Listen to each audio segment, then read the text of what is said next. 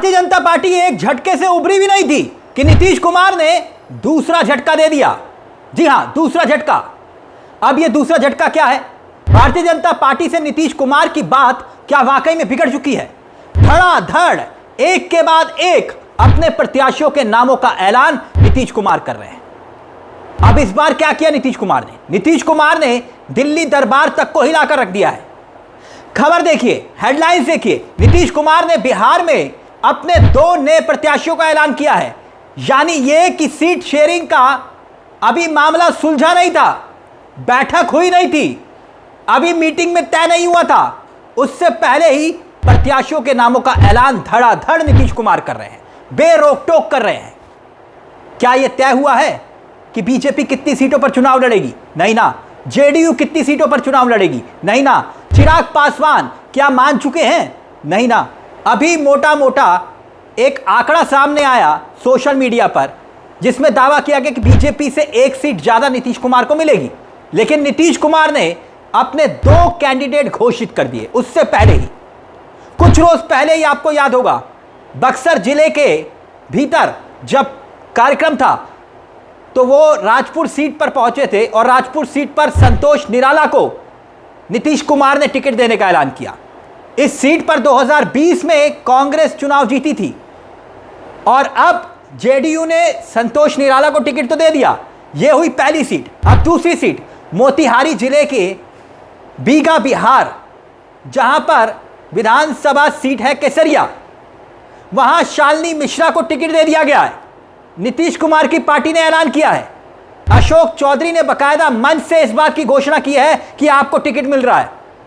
आप इसे औपचारिक ऐलान कह सकते हैं। यानी 2 सीटों पर नीतीश कुमार ने अपने पार्टी के प्रत्याशियों का ऐलान कर दिया है। बीजेपी से ना कोई फॉर्मूले की बात हुई और ना ही यह तय हुआ कौन किस सीट पर लड़ेगा, और उससे पहले नीतीश कुमार प्रत्याशी उतार रहे हैं। बड़ा सवाल यह कि नीतीश कुमार ऐसा कर क्यों रहे हैं? वो भी तब जब मामला गड़बड़ चल रहा है।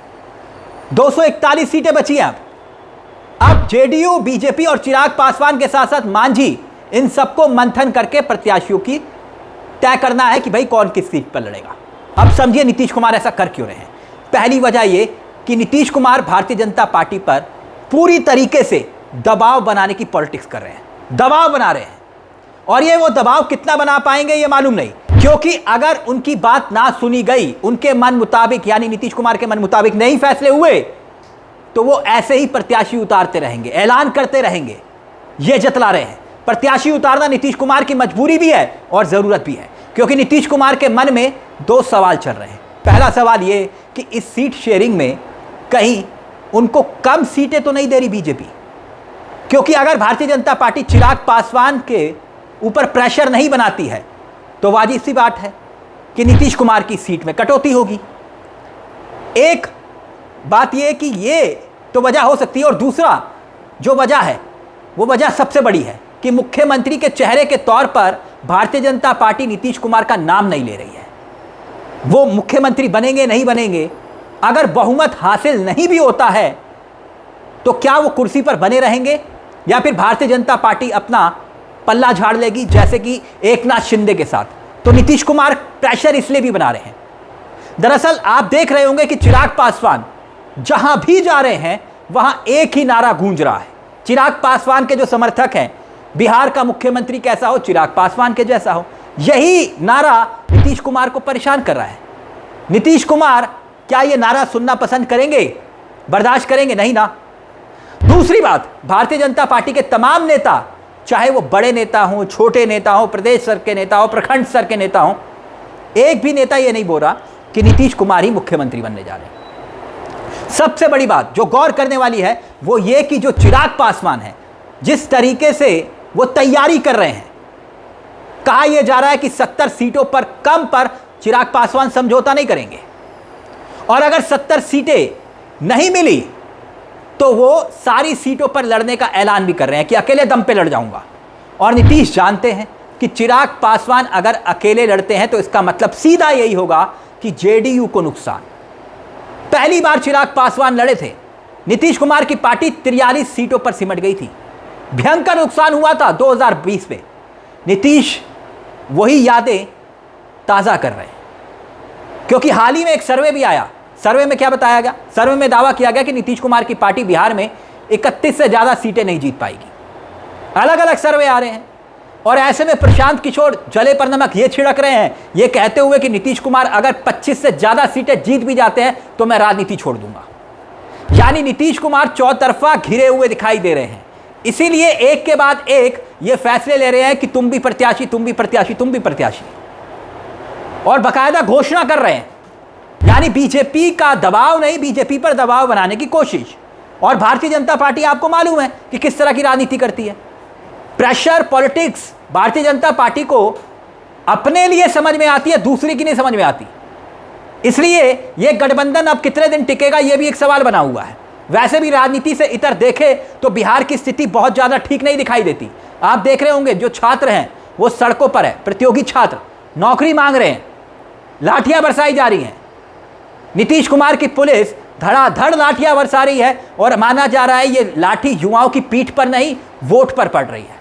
वाटर कैनन चल रहे हैं। और दूसरी बात यह कि नीतीश कुमार जहां भी जा रहे हैं उनको रोका जा रहा है, सवाल पूछा जा रहा है नौकरी को लेकर। यानी बिहार में इस वक्त जो युवा हैं वो बेहद नाराज हैं और बीजेपी भी ये बात भाप रही है। तो क्या अब जो चिंता भारतीय जनता पार्टी और चिराग पासवान को, मांझी को करनी होगी कि भाई नीतीश कुमार को मनाए कैसे? ये मर्जी के मायने क्या है?